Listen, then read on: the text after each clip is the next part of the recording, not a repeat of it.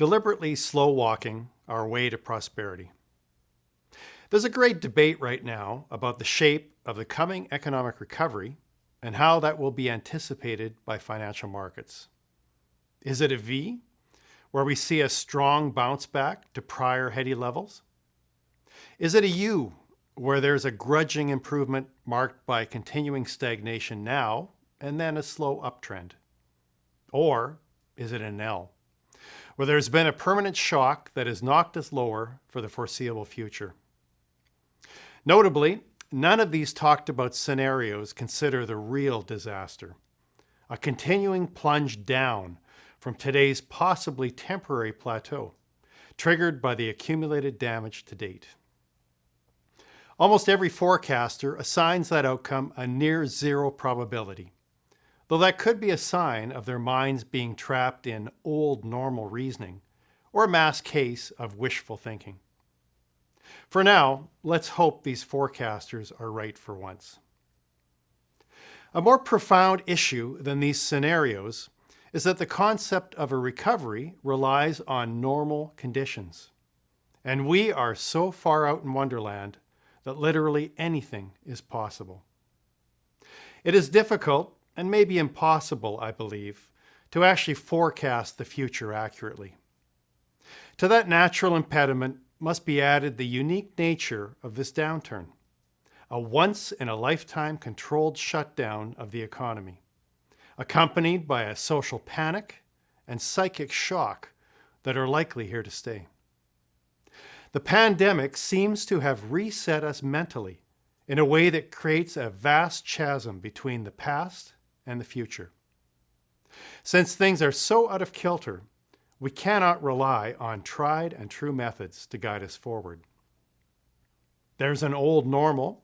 That time ended in February, but now there is no new normal. We are living through a kind of suspended time, 100% stalled in the moment. Call it the unnormal.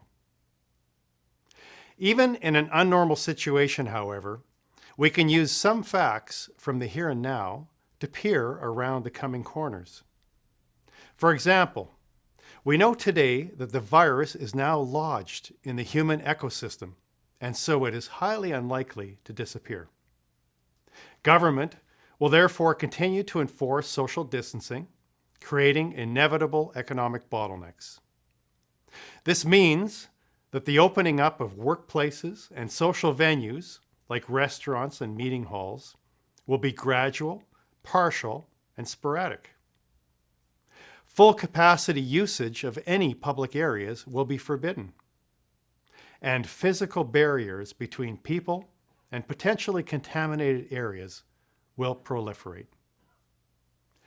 Another fact on the ground is that we have tens of millions of newly unemployed workers in North America, and hundreds of millions worldwide, along with widespread business closures that have permanently destroyed jobs. These and other known facts point to downward pressure on prices and economic activity. The net effect is to penalize small-scale and low-margin businesses, those requiring physical proximity, those with high fixed locational costs, those depending on physical traffic flow, and those without a virtual or loyal local customer base. That is a lot of businesses. Bottom line then, the specific shape of the recovery is a bit of a side issue discussion. What is far more important are the structural changes in our thinking and attitudes towards social interaction, an emerging era of the safety state, where trust, security, stability, reliability, community, and safety trump all other considerations. The first steps towards that outcome are already here, and we can see some glimmerings in the persistence of the pandemic and economic shocks.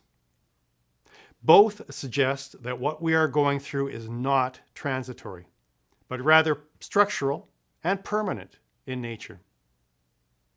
90 days ago, No one could have imagined a shattering of wealth and confidence that already rivals the Great Depression in terms of its destructive capacity. A measure of this confounding time is that no one knows where we will be at the end of the next 90 days. I'm Mark Mullins.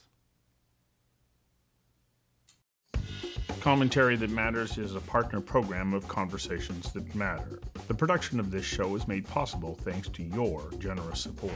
Please become a Patreon at patreon.com/commentary that matters and become a subscriber so that you don't miss a single episode of Commentary That Matters.